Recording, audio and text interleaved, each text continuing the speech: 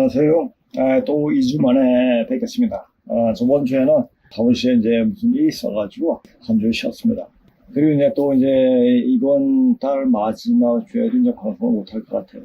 그러니까 제가 예전에는 방송을 안 하면 뭔가 좀 허전하고 뭔가 빨리 알려줘야겠는데 이런 생각했는데 이제는 그런 생각이 안 듭니다. 이제 말할 건 중심 뼈대는 다 말을 했고 그 뼈대가 무슨 이야기냐 이 자체만 알면은 자신이 무엇을 해야 되느냐 그것을 이제 알게 될 겁니다. 그거 모르면 그 바보죠. 이 세상 살면서 그 바보처럼 살 필요는 없잖아요. 좀 깨어가지고 세상을 보는 눈이 열려야 됩니다. 눈이 보여야 됩니다. 이제 이런 방송을 보고 자 전에 어떤 사람이 댓글로 이런 글을 썼더라고요. 이거 강의 듣고 싶은데 강의료가 너무 비싸다 라는 얘기를 하면서 이게 진짜 좋은 건데 가서 듣고 싶은데 돈이 없어서 못 듣는다고 하는 댓글이 있었던 적이 있습니다. 돈이 없으면 못 듣는 거예요. 왜 그렇습니까? 사람은 그 사람 돈을 불러봐야지 그 사람 마음을 아는 겁니다.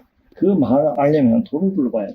그것이 100만 원이었든 200만 원이었든 내일이 어떻게 되고 앞으로 어떻게 될 걸 알면 뭐가요. 근데 너무 듣고 싶은데 못 듣는 사람은 못 들으니까 안타까워서 다시 뭐 수강료를 낮추고 절대 그런 일 없습니다. 이 공부는 지금 이 우리 고조선 역사만 또 현대 지금 일어나는 사실만 알아서 알게 하는 거 아닙니다.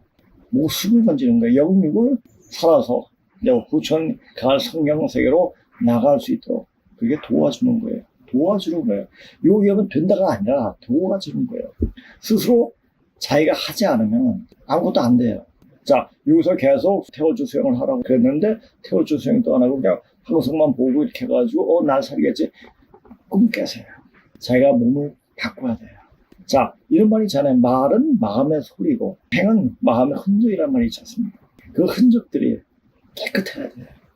더러우면 못합니다. 자기가 아무리 마음을 다시 새롭게 해가지고 공부한다 하더라도 지나온 과거가 있기 때문에 깨끗해지기가 굉장히 힘듭니다. 깨끗해져야 됩니다. 맑아져야 되는데 맑아지기가 힘듭니다. 우리는 그 현실을 살 때 그래 현실만 이렇게 사람들하고 사는 것 같지만 하는 사람에는 잡귀들이 엄청나게 붙어 있어요. 그걸 아셔야 돼요. 그 잡귀들을 다 제하하거나 하든지 좀 평안하게 해주기 위해서는 어떻게 자기 자신이 똑바로 해야 돼요. 그리고 말을 똑바로 해야 돼요. 거짓말, 속임수 치면 안 됩니다. 전에 윤석열이 대통령을 할 때는 지하철이라든지 버스에 중국 놈들이 없었어요. 근데 이재명이가 되고 나서 지하철에도 그렇고 버스에도 그렇고 중국 놈들이 굉장히 많아요. 그놈들은 목소리도 듣기 싫은데 왜 이렇게 소리가 커요? 소리를 크게 하지 않으면 얘 무슨 소리도 구분을 못해요, 걔네들은. 그리고 걔네들 자체 자체가 되는 게 많기 때문에 귀를 굉장히 피곤하게 만들어요. 중국어가 개장의 언어인 이유. 현대 보통어가 인공어라는 사실은 너희들도 잘 알거다. 인공어라서 문법에 예외가 없고 규칙이 단순해서 익히기 쉽다는 장점은 있지만 사성은 별개의 문제로 하고 인공어이기에 자연어가 가지는 언어적 생동감, 리듬감, 음악성 등 자연스러움에 미학이 그냥 아예 없는 수준이다. 모든 언어 중에서 가장 의성의 태어가 발달한 한국어와 비교해보자. 한국인들은 심장이 격하게 뛰는 모습을 표현할 때 심장이 두근두근 거린다, 심장이 쾅쾅거린다 등 음악적 특성이 두드러지는 생동감 넘치는 단어들로 아주 다채롭게 표현이 가능하다. 근데 중국어는 할 수 있는 표현이 심도가 속, 내 심장이 빨리 뛴다. 아주 무미건조한 표현뿐이다. 이거 말고도 다른 표현을 보자. 심계, 심앙, 심붕붕도도, 심양단전. 다 의미만 전달한다. 이런 표현들의 생동적인 음악성이 있냐? 중국어는 언어가 가질 수 있는 모든 미학적 특징이 거세된 단순히 의미만을 전달하는 언어 본연의 목적에만 충실한 극한의 언어적 미니멀리즘을 추구한다. 이에 비해 한국어는 의미 전달뿐만 아니라 다양한 의성의 태어를 활용함으로써 화자 간의 감정을 연결하고 공감을 형성하는 부수적이지만 극도로 미학적이고 예술적인 역할도 수행한다. 비단 한국어나 일본어뿐만 아니라 영어나 프랑스어, 스페인어 같은 인도 유럽어와 비교해봐도 예술성이라는 측면에 있어 중국어는 그냥 장애 언어 수준이다. 왜냐? 표의 문자를 쓰기 때문에 의성의 태어 활용이 그냥 불가능하기 때문이다. 내가 이래서 아무리 중국인들이 K-팝을 벤치마킹해도 음악이 중국어로 불리기 때문에 절대로 C팝은 K-팝처럼 성공을 하지 못할 것이라고 생각하는 이유다. 중국어가 관여하는 순간 중국의 청각 예술은 도저히 인간의 귀가 감당할 수 없는 것이 돼버린다. 또한 중국어가 청강예술에서 극히 불리한 또 다른 이유는 뜻 하나에 무조건 음절 하나씩 대응된다는 점이다. 같은 언어를 중국어로 번역하면 문장이 극도로 짧아지는 건 다들 알고 있는 사실일 것이다. 이것은 지면을 활용하는 데에는 장점일 수도 있지만 청강예술에 있어서는 극악의 단점이 된다. 중국어로 표현할 수 있는 멜로디도 그만큼 제한된다는 의미이기 때문이다. 중국어 노래들의 특징이 멜로디가 엄청 짧다. 붕붕도도처럼 아무리 음절 늘리려고 개발악을 해도 그냥 더 병신처럼 들릴 뿐이다. 그러면 어쩔 수 없이 음절 하나를 길게 느리면서 부르는 방법뿐인데 안 그래도 멜로디 때문에 사성도 지워져서 원어민도 문맥으로 파악하는데 그렇게 부르면 중국어의 유일한 언어적 기능인 의미 전달마저도 안 된 그냥 의미 전달만 하도록 만들어진 병신 언어이다. 중국어 특유의 권설음도 듣기 싫게 만드는 이유 중 하나이다. 괜히 서양인들이 중국어 보고 한국어나 일본어처럼 음절이 부드럽게 이어져 넘어가지 않고 차피 음절 하나하나가 끊어지는 듯한 하게 들린다고 하는 게 아니다. 중국어를 표현하는 대표적인 말 칭, 창, 총, 중국어라는 불리한 요소가 존재하는 한 중국이 문화 강대국이 되기는 아주 어려울 것이다. 虚事实虚事，实事实事实事，事实事实实实，虚事实实事事事实，实实事实虚事事，事实事实是事事，虚事是是实实，事实是是是实虚是事，虚是实是实虚虚，事实是实是虚。实是实是是实是，实是是实是实是实是实虚实，实实实之实是实虚虚是实实虚实，是是是是。 자, 제가 이제 어제 그제죠. 일요일 날 저희 부모님의 집에 갔다가 이제 전철 타고 집 오는데 젊은 놈 두 놈이 앉았어요. 앉자마자 시끄럽게 떠드는 거예요. 그래서 좀 조용히 해달라고 그러니까 당신이 뭔데 여기서 떠드는 건데 자유주의 아니냐고 이런 식으로 얘기하는 거예요. 그래서 제가 물어봤죠. 너 성 뭐냐? 너 성 뭐예요? 그러니까 무슨 말인지 모른다고 해요. 그래서 바로 물어봤죠. 你是中国人吗? 맨 처음 중국人吗? 얘기 안 하고 你是찐나狗吗? 너 저쪽 모퉁이 개새끼니? 그 찐나狗가 중국의 굉장히 큰 욕이잖아요. 근데 대답을 안 해요. 그러니까 你是中国人吗? 그렇대요. 중국 놈이니까 내가 요 차 안에서 이렇게 떠드는데 당신 무슨 상관이 이런 식으로 이야기하니까 저도 하나하나 이야기해줘야죠. 그래서 그랬죠. 原来中国人是没有礼貌的人. 원래 중국 놈들은 예의가 없는 놈들이다. 이런 말도 해줬죠. 그러니까 얼굴 시뻘게 해주더라고요. 나가는데 앞에 또 이제 중국 놈들이 앉았어요. 한 칸에 전부 다 중국 놈만 있더라고요. 가시나 개집 애들이 앉아가지고 막 떠들어요. 그래서 좀 조용히 앞에 나오. 이게 조용하니까 쳐다보면서 눈이 시뻘개가 쳐다보는데 살벌하게 쳐다보더라고요. 저놈도. 그러니까 떠들다가도 그 말은 너 중국 놈이니? 하니까 딱 조용히 하더라고요. 이놈들은 전에는 뭐 차 안에서 이런 일이 있었지만 이것도 말을 했지만 중국 놈들은 자기 본체를 알고 네가 중국 놈이냐 그러면 그게 욕인 줄 알아요. 마치 전라도 사람 너 전라도 사람인데 대답을 안 하고 얼굴이 불그럭불그럭 똑같아요. 너 여수 사람이지? 여수요? 웬 여수? 너 여수 사람 아니야? 태어난 건 광주고 여수에서 오래 살았어요. 가족들도 다 이제 여수에서 올라와가지고. 그럼 넌 여수 사람이야? 광주 사람이야? 저는 서울 사람이죠. 중국인이라는 그 자체는 욕이에요. 자, 지금 우리나라에 짱깨들이 많이 들어오는 거 보고 이제 끝났구나 하는 생각이 들더라고요. 전 마음이 어떤 생각이 나는데 그냥 글을 써버려요. 그거 가지고 누가 내가 하수라고 그런 게 아니에요. 그러면서 내 마음을 다시 가다듬게 되죠. 지금 이제 중국 어떤 상황에 대해서 이제 이야기하려다가 그 얘기부터 하고 들어가겠습니다. 지금 이 나라 상황은 마치 장이 끝나고 기장이 끝난 거예요. 전에 한번 얘기했죠. 사오미 개명이다. 일중이시 교역태라. 이제 주역에 나오는 말인데 고조선 초대냐 시장을 열고 파하고 파할 때 이제 어떤 일이 벌어진다. 뭐 이런 얘기를 하는 그 장이에요.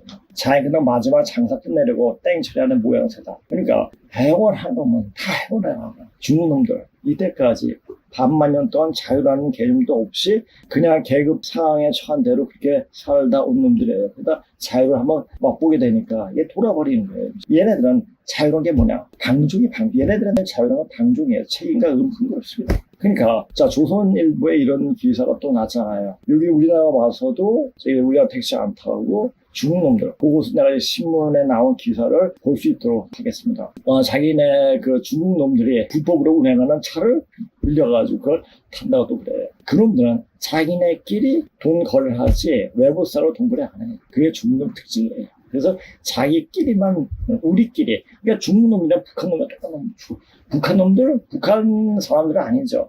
북한 놈은 공산당 놈들. 그래요. 그러니까 중국 놈들에게는 중국 화가족, 떼놈들, 된 놈들이요. 된 놈들에게는 이 공산주의에 다 알맞은 거예요. 인천공항 내린 6호, 중국인 불법 콜밴 흑차가 다스러갔다. 중관광객 늘며 불법 콜밴 확산. 정상 요금의 3에서 4배 넘는 바가지. 단속 피해 공항 인근 줄줄이 대기. 국내 기사, 중국인이 손님 다 빼서 따차하오. 안녕하세요. 친권 원하이. 저를 따라오세요. 지난달 25일 오후 2시 인천국제공항 제1여객터미널 주차장에서 캐리어를 끌고 나온 관광객 8명에게 40대 중국인 남성이 90도로 허리를 숙여 인사했다. 이들은 몇 년 만에 다시 한국을 찾은 6호 중국인 단체 관광객들이었다. 중국인 남성이 검은색 11인승 승합차 트렁크에 짐을 싣고 주위를 살피더니 황급하게 차량을 몰고 떠났다. 이 차는 번호판에 허자가 들어간 렌터카였다. 운송 영업을 할 수 없는 불법 차량이다. 여름철을 맞아 대형 밴을 빌린 뒤 비싼 돈을 받고 외국인 단체 관광객을 공항에서 데려다주는 불법 콜밴 영업이 기승을 부리고 있다. 특히 최근엔 중국 국적의 불법 운행 기사들이 빠른 속도로 늘고 있다.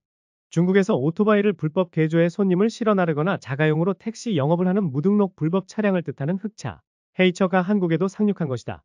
우리 정부가 지난 3월 올 3분기 7월 9월부터 연말까지 6호들에 대한 한시적 무비자 입국을 허용하겠다고 발표하면서 6호 특수를 겨냥한 불법 영업이 확산하고 있다. 중국의 관시, 한국의 자영업자는 화교를 이길 수 없다. 지하철역에는 3개의 가게가 있었다. 하나는 오뎅을 팔던 집이었고, 하나는 1,000원짜리 빵을 팔던 집이었고, 하나는 싸게 양말을 팔던 집이었다. 그러다 양말을 팔던 가게가 나가고 그 자리에 새로운 빵집이 들어섰다. 알바생이 5명 정도 있었고 눈에 보이는 곳에서 직접 빵을 구워 판매했다. 가격은 1,000원이었다. 그렇게 오뎅을 팔던 집은 양말 가게가 되었고 기존의 1,000원 빵 가게는 무인 점포로 바뀌었다. 직접 만든 빵을 1,000원에 파는 가게가 생기자 그냥 빵을 가져다가 파는 방식으로는 이길 수 없었다. 그리고 오늘 계산을 하며 주고받은 말투에서 그들이 화교라는 걸 알아챘다. 화교는 이길 수가 없다. 우선 중국의 관시 문화가 너무 강력하다. 관시는 2000년 넘게 황제 중심의 제국 체제에서 살아온 중국인의 집단 기억에서 만들어진 생존 방식이다. 황제가 바뀌면 모든 것이 바뀌는 세상에서 끝까지 변하지 않는 건 단 하나였다. 가까운 사람과의 관계. 예전 안산 공장에서 조선족 형들과 함께 일한 적이 있다. 형들은 이렇게 말해줬다. 중국에서는 강도를 당하면 경찰에 신고하지 않아? 친구한테 전화하지. 경찰보다 친구가 훨씬 빠르거든. 그 말이 처음에는 이상했지만 중국을 이해하고 나니 납득이 갔다. 마오쩌둥은 대약진운동 시절 농민들을 철강 생산에 강제 동원했고 인민공사라는 이름으로 집단 농장화를 추진했다. 그 결과 3천만 명 이상이 굶어 죽은 중국 역사상 최악의 기근이 발생했다. 국가가 시키면 언제든 죽을 수 있다는 전 국민적 트라우마가 생긴 것이다. 그 이후에도 천안문 사태가 있었다. 학생들의 민주화 운동은 탱크로 짓밟혔고 중국인들은 다시 한번 뼈저리게 배웠다. 국가는 믿을 수 없다. 믿을 수 있는 건 사람뿐이다. 그래서 중국인은 국가 대신 관시를 믿는다. 홀로 선 한국 자영업자는 관시로 무장된 중국인을 이길 수 없다. 관시라는 중국인의 생존 시스템은 도대체 어떤 식으로 작동하길래 이렇게 무서운 걸까? 내가 24살쯤, 그러니까 15년 전쯤이다. 당시 함께 일하던 조선족 형이 말해줬다. 나이트클럽에서 조선족 여성을 만나면 처음 묻는 말이 한국에 얼마 계셨어요? 랬다. 한국에 산 연수를 들으면 그 사람이 대략 얼마를 모았는지를 바로 계산할 수 있기 때문이랬다. 형은 말을 이어갔다. 친구가 소개해준 공장에서 1년을 일한다. 그리고 그때 돈을 번 것으로 2년 동안은 중국에서 아는 친구들을 전부 부르고 그들이 한국에서 자립할 수 있도록 도와준다. 돈도 빌려주고 집 월세도 내주고 2년간은 친구나 가족들이 필요한 모든 것들을 해결해준다고 했다. 그래서 3년간은 돈을 모을 수가 없다고 했다. 너무도 당연한 거라고 했었다. 가족 중 한 명만이라도 성공을 하게 되면 친척들 모두를 전부 끌어준다고 했다. 중국인의 성공은 나의 성공이 아닌 나의 네트워크의 성공을 말한다. 왜냐면 사회는 언제든 바뀔 수 있고 내가 어떠한 도움을 받을지 모른다. 그렇게 리스크가 분산되는 것이다. 그래서 관시는 그냥 네트워크가 아닌 오래된 중국인의 생존 시스템이다. 이제 관시를 이해하고 화교가 어떻게 확장해 나가는지 살펴보자. 음식점, 유통, 부동산, 금융, 정치. 1. 음식점. 우선 음식점은 노동력을 갈아 넣어서 경쟁력을 확보한다. 가족과 친구들 모두 기본적인 생활비만 제외하고 이 가게의 생존을 위해 노동력을 갈아 넣는다. 그리고 이 가게가 성공하면 다른 한 명이 가게를 차리는 것을 도와준다. 그리고 그의 가족들이 중국에서 와서 도와준다. 그리고 또 한 명이 가게를 차리고 계속해서 저임금 노동력으로 우위를 확보해서 음식점을 확장해 나간다. 2. 유통. 이렇게 나의 네트워크 안에서 음식점이 많아지면 이제는 유통업으로 확장된다. 중국에서 저렴하게 원자재를 공급받고 나의 네트워크 사람들에게 저렴하게 원자재를 납품한다. 이렇게 저임금의 노동력 플러스 저렴한 원자재 조합의 경쟁력은 우리나라의 각계 전투하는 주변 상인들이 도저히 이길 수 없다. 3. 부동산. 유통은 창고가 필요하다. 그렇게 부동산이 시작되는데 창고만 쓰긴 아까우니까 조그만 식당을 연다. 그리고 식당의 직원 숙소도 그곳에 마련하고 저렴하게 월세를 받는다. 그리고 유통을 하다 보면 가게 사장님들을 많이 알게 되는데 앞에 가게는 그 사장님한테 주고 창고를 새롭게 구하는 친구들이 있으면 창고도 쓰라고 하고 중국에서 온 조카가 있으면 조카들 숙소도 이곳에서 해결하게 한다. 여기서 관시에 엄청난 강점이 생기는데 보통 부동산은 방을 시장에 내놓고 기다리면서 공실 리스크가 있는데 여기에는 공실 리스크가 없다. 1, 2, 3을 반복하면서 부동산도 확장되어 나간다. 4. 금융. 부동산의 가장 큰 장점은 은행에서 대출이 잘 나온다. 그 대출을 가지고 자체 금융 생태계를 만든다. 화교들은 은행에 돈을 안 넣는다. 그들은 사람을 담보로 대출한다. 제가 데려오내면 괜찮으네. 그 한마디가 이자율보다 중요하다. 그렇게 관계를 기반으로 돈을 빌려주고 유통 과정에서 할부 시스템도 만든다. 이런 식으로 비공식 금융권이 형성되는데 이쯤 되면 자본력 플러스 신뢰망 현금 흐름을 다 갖췄기 때문에 아예 법인을 만들어서 화교 전용 투자회사를 만들어버린다. 5. 정치. 이 정도 되면 유통, 부동산, 금융이 알아서 돌아간다. 정부도 함부로 건들 수가 없고 표 플러스 자금 조직력이 모두 갖춰졌기 때문에 정치인들이 먼저 다가온다. 그리고 정치인을 후원하고 동네 정치로도 쉽게 진입할 수 있는 지방의회부터 차근차근 올라간다. 동포회관, 상공회, 문화단체 이런 곳에서 시작되는 것이다. 보기에는 문화활동이지만 실제로는 정치활동은 여기서 다 이루어진다. 그리고 우리 사람이 정치인이 되면 화교들에게 우호적인 법안이 나오고 정부 예산을 우리 네트워크에 끌어올 수도 있다. 이쯤 되면 화교는 손님에서 주인이 된다. 이렇게 관시의 강력한 네트워크를 통한 비즈니스 모델을 갖춘 화교는 동남아시아 전체의 절반쯤을 장악하고 있다. 인도네시아 재벌 중 60%가 화교이고 태국 재계 상위 10대 그룹 중 8개가 화교다. 말레이시아, 필리핀, 싱가포르까지 완전히 네트워크를 장악했다. 이러니 각계 전투하는 한국의 자영업자들이 절대 화교를 이기지 못하는 것이다. 관시는 자기 몸만으로 버텨도 네트워크가 확장되어가는 구조지만 한국 자영업은 자기 몸만으로 버티다 혼자 사라진다. 관시 문화와 비슷한 사례들은 1. 유드린 네트워크 2. 한국의 대기업 가족 경영 플러스 협력사 구조 3. 일본의 게이레츠 구조 4. 실리콘밸리 엔젤 네트워크 5. 블랙 커뮤니티 히스패닉 디아스포라 등이 있다. 그렇다면 신뢰가 이렇게 강한 힘을 내는 이유는 무엇일까? 크게 4가지로 나누어 볼 수 있다. 1. 신뢰는 비용을 없앤다. 중간 관리자 없어도 되고 관리, 법률, 보안 비용이 거의 0. 2. 신뢰는 속도를 높인다. 형 당장 물건 보내줘. 3. 신뢰는 위험을 나눈다. 내가 힘들 때 다른 쪽에서 도와준다. 4. 신뢰는 네트워크를 자산으로 만들고 네트워크는 복리로 작동한다. 1명이 2명이 되고 2명이 4명이 되고 4명이 8명이 된다. 그런데 자세히 살펴보니 그냥 비트코인 이야기를 하는 것 같았다. 1. 비트코인은 비용은 없앤다. 감시기구, 감독기관, 감독 비용이 획기적으로 줄어든다. 2. 비트코인은 빠르다. 외화 송금해보면 암. 3. 비트코인은 리스크가 분산되어 있다. 노드가 전 세계로 분산되어 있기 때문에. 4. 비트코인은 복리로 커져나간다. 쓰는 사람이 많아질수록 신뢰도, 보안성, 유통성, 자산 가치가 기하급수적으로 증가한다. 관시는 서로를 믿을 수밖에 없는 환경에서 생긴 신뢰라고 할 수 있고 비트코인은 아무도 믿을 수 없는 환경에서 생긴 신뢰라고 할 수 있다. 쓸쓸하지만 지금의 세상은 아무도 믿을 수 없는 환경에서 생긴 네트워크가 더욱 강력한 힘을 가질 수밖에 없는 환경인 것 같다. 그래서 미국이 비트코인을 수용하게 된다면 중국을 잡을 수 있는 가장 효율적인 수단이 될 수 있다. 그래서 누군가는 관계 속에서 살고 누군가는 블록 위에서 살아간다. 쓸쓸하지만 우리는 그렇게 다른 방식으로 신뢰를 복리로 쌓고 있는 중이다. 아, 그리고 15년 전 내게 관시를 이야기해주던 그 형은 페이스북에서 정치운동을 하고 있었다. 자, 그 말인 즉슨 해운판을 깔아준 이 한국 땅에서 마지막 한 푸이하고 죽어도 원 없이 그렇게 가라고 하는 것이 아닌가 보여진다. 그래서 중국놈이 와서 지 마음대로. 그러니까 중국놈이 생각하는 게 뭐냐면 중국놈은 계속 지나고 저쪽 못게 개새끼예요. 그 애들이 이때까지 뭘 해놓은 게 하나도 없어요. 중국의 어떤 교수 이야기하자. 우리는 카피해마다 카피하면 끝난다고. 구태여 우리가 창조하고 만들 필요 없다. 그냥 좋은 거 베껴가지고 우리가 하면 우리가 우리 거가 된다. 이렇게 생각하는 놈들이에요. 그래서 한목도 냈고 뭐도 냈고 뭐도 냈고 이렇게 다 하죠. 물론 원 없이 가는 귀신들은 없지만 그래도 이 세계에서 하고 싶었던 건 마음껏 하고 가게끔 배려해를 주는데도 악독한 자기들 좀 더 악랄한 생을 이어가고 싶어 하기에 한순간에 목숨줄 내려치는 것이다. 누가 내려치는 거? 항상 내려치는 거예요. 내려치는 것처럼 보이죠? 자, 내려칠 수 있게끔 몸의 상과 족을 다 만들어버렸잖아요. 뭐였죠? 백신을 맞아버렸어요. 지금 이제 백신 맞은 상태에서 이제 5년째가 되죠. 이제 다 젊을 할 때가 됐습니다. 그러니까 우리가 성인의 90몇 프로가 맞았다고 하니까 쉐딩 되고 해가지고 거의 99%가 됐을 거예요. 이거 빼는 방법을 모르면은 이렇게 돼요. 그것이 이제 나타날 때가 됐는데 그것이 언제쯤이냐. 제가 생각하기에는 음력으로 아마 6월이 아닌가 싶기도 해요. 근데 다행스럽게도 음력 6월이 올해는 윤달이 있어가지고 6월이 한 번 더 있죠. 그러니까 지금 급한 때예요. 그래서 제가 이제 요거 하고 나서 제가 이야기할게요. 그것이 바로 급살로 나타난 것이다. 아주 사소한 일을 이루려고 해도 엄청난 노력에서 정성을 들이기에 시간이 많이 걸리지만 이를 그리칠 때는 한순간에 무너뜨리게 되는 것처럼 대한민국이 이렇게 세상에 각광받을 정도로 발전하기 위해서 우리 선조들이나 선배들이 엄청난 노력을 했지만 대한민국이 문을 닫을 때가 되니 이름도 거론하기 싫은 놈을 대통령으로 내세워서 대통령 어떻게 됐죠? 부정선거를 됐죠.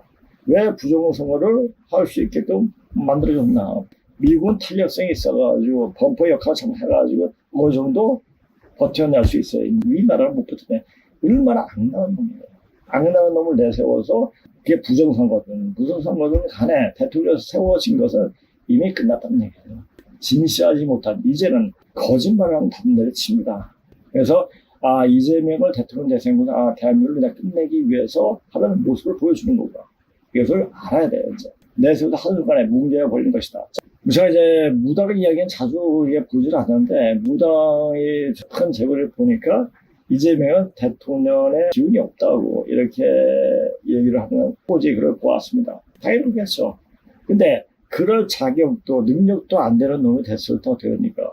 그 놈이 가정을 운영하고 가정이 망가집니다. 그보다 더 큰 나라를 붙잡고 있는데 그 나라는 어떻게 됐습니까? 순간에 뭉개지는 거죠. 뭉개버리기 위해서, 뭉개지게 되기 위해서 이렇게 이재명을 대세운 거죠. 한놈 한치의 오차도 없습니다. 그러니까 이것을 아는 거예요. 그러니까 제가 주역을 많이 공부했고, 그다음에 늘상 그랬지만 주역을 제대로 알기 위해서는 미국선 기독에 통해야 되고, 우주 변화 원래 통해야지 주역이 제대로 보인다고 그랬죠. 제가 그래서 맨 처음에 방송할 때 주역에 대해서, 교회사에 대해서 쭉 이야기를 했죠. 근데 요새는 이제 그런 얘기를 하기에는 너무나 가까이 있으니까 구태 괴상까지 풀어가지고 이야기할 거리가 없더라고요. 이제 이렇게 됐고, 자, 대한민국이 문을 닫는 시점이 바로 급서에 터져 인정청소할 때 맞물린다는 것을 알면 지금이 어느 때인 걸 알 수가 있다. 자, 지금 보세요. 철판도 보게 되면 시진핑이가 마지막 공산당 주석이에요. 그렇죠? 지금 시큰평이가 실각했느냐 안 했는지 뭐 그런 말도 있는데 그것보다 지금 중국에서 어떤 일이 벌어지는가 나를 거기서 보면은 우리가 지금 어떤 자세를 취해야 되는가를 좀 알아야 돼요. 제가 항상 얘기했죠. 중국이 망하기 전에 대한민국 먼저 망한다고 그랬죠. 대한민국이 망한다는 얘기는 조선의 그 적폐가 청산이 되는 거죠. 적폐 청산 누가 얘기했죠? 문재인이가 얘기했죠. 그 말엔 자기가 그 적폐 청산 못했잖아요. 할 때가 되니까 나와서 얘기하는 거예요. 이제 적폐 청산이 됩니다. 왜? 그 페달을 그냥 쌓아놓던 놈은 다 죽여버리는 거예요. 마음속에 원한만 가득 찬 놈들을 그런 놈은 다 죽여버려요. 깨끗한 사람. 나중에 개벽신장 내려치는데 영혼이 더러운 놈을 잡아간다고 하잖아요. 영이 깨끗한 사람은 치지 않는다고 하지 않습니까?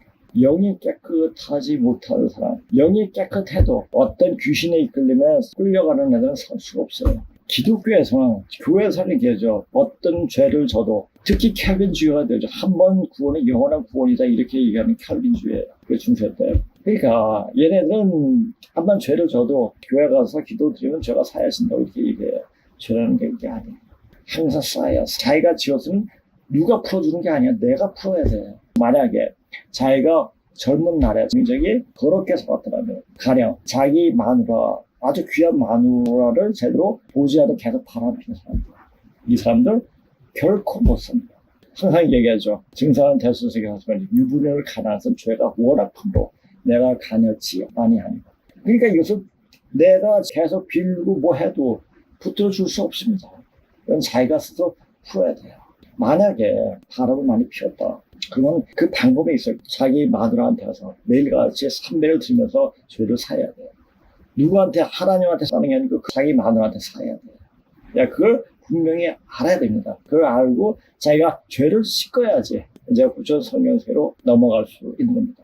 그건 누가 해주는 거 아니에요. 자기 자신이 스스로 해야 합니다. 증산대에서 이렇게 말씀하신 게 자기 죄에 걸려서 죽는다는 말을 하지 않습니까? 그 말을 명심하세요. 자, 요거 내가 보면서 어떤 생각이 드냐면 중국 요새 사이트가 너무 많이 나와요. 중국이 어떤 이상 기후를 해가지고 홍수가 나오고 가뭄이 해가지고 모두 동물과 식물이 초토화 되고 사람이 상해에도 그렇고 중국 그 대도시에도 사람들이 없고 이런 일이 왜 일어나는가? 지금 젊은이들이 가장 많이 보이는 것은 어디냐면 바로 바퀴벌레 소각장. 바퀴벌레 소각장이 어디죠? 화장장이래요. 화장장에 젊은 바퀴벌레들이 굉장히 많대요. 지금 그런 현상들이 보인다. 그것을 실질적으로 우리가 시각을 보여줘요. 유튜브들이 구독자 수 많이 들려서 그런 말 하겠습니까? 이게 한두 개가 아니고 계속 이게 나와요. 자, 보세요. 물론 제목은 좀 하면서 이제 들어갈 수 있도록 하겠습니다. 제가 왜 이렇게 얘기하냐면, 요 얘기를 하면서 이제 계속 근본식으로 얘기하면서 손남자 선생님의 강의록을 제가 이야기하면서 이야기 좀 하려고 합니다. 요것은 이제 지금 현재 어떤 일이 벌어지는가, 그 자체를 알고 내가 사는 방법을 잠깐 이야기하는 거예요. 오늘 제목 한번 보고 다시 보겠습니다. 깜도 안 되는 바퀴벌레들. 바퀴벌레가 누구죠? 자, 도조 히데키. 중국인은 사람 모습을 한 바퀴벌레가 착해 본 거예요. 얘는 갱생이 안 되는 애들이에요. 갱생이 안 되고 새로 몸을 받을 수 없는 애들이에요. 그렇게 살아왔기 때문에 요새 또 유튜브에 보면 중국의 인육시장이 굉장히 활발하다고 하지 않습니까? 그러니까 애기, 어린 아기 그 고기가 먹고 싶은지 심심치 않게 애기를 유기하고 잡아가는 그런 영상들이 굉장히 많이 나와요.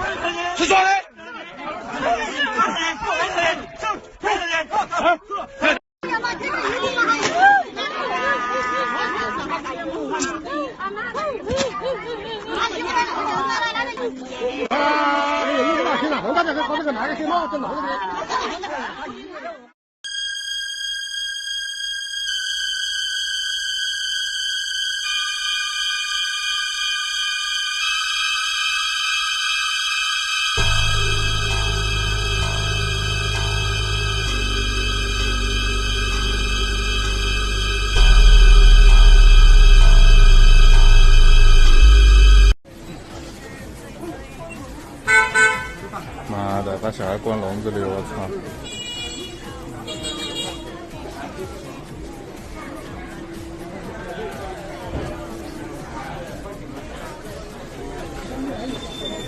아동이 죽었습니다. 그런데 그 조사 결과는 비밀입니다. 최근 모스탄 대사관의 발언으로 25년 2월 민주당에서 아동 사망 조사 및 예방에 관해서 발의됐던 법률안이 재조명되고 있습니다. 취지는 아동 사망 원인을 체계적으로 조사하고 예방 대책을 세우겠다는 겁니다. 그런데 이 법안 제14조에는 이런 내용이 담겨 있습니다. 제14조 비밀 누설의 금지. 이 법에 따라 아동 사망 조사, 검토 관련 업무에 종사하거나 종사하였던 자는 업무상 알게 된 비밀을 누설하여서는 아니 된다. 이 법은 아동이 사망한 원인을 국가가 조사하고 예방 대책을 세우자는 취지지만 조사 결과, 내용, 책임자 등은 외부에 공개되지 않을 수 있습니다. 모스탄 대사의 충격 발언 이후 민주파출소는 법적 대응을 예고하였으나 정부의 명확한 해명이 없는 탓에 과거 법안 발의까지 다시 주목받는 상황. 정부는 시급한 해명이 필요할 것 같습니다. 그러니까 어느 날 보면은 자기 자식이 어깨를 끄고 있겠죠.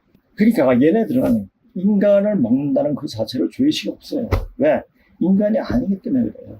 이런 바퀴벌레들이. 바퀴벌레들이 저희가 좀 많아요. 이게 키우고 있는 이질바퀴인데 대략 이 안에 거의 한 몇백 마리 이상 살고 있거든요. 지금은 굶은 지 조금 돼가지고 서로 지금 죽은 친구들을 먹고 있는 상황이긴 한데 지금은 굶은 지 조금 돼가지고 서로 지금 죽은 친구들을 먹고 있는 상황이긴 한데